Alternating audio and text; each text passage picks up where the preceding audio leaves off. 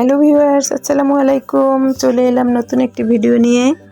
আমি এখানে 3 কাপ ময়দা নিয়েছি, সাথে দিয়েছি 1 টেবিল চামচ ইস্ট, সামান্য লবণ এবং চিনি দিয়েছি 3 টেবিল চামচ। তো শুকনো উপকরণটি প্রথমে নেড়েচেড়ে পরে পানি দিয়ে আমি এটাকে একটি ডো আকারে তৈরি করব। তো দোকানের গুলিতে কখনোই গরম পানি দিয়ে ইস্ট গোলায় না, ওরা যেভাবে গোলায় আমি ওভাবেই গোলাইয়ে দেখাইতেছি। তো একটু তেল দিয়ে পরে ডোটা সুন্দর করে ঢেকে রাখবো 30 মিনিটের মতো।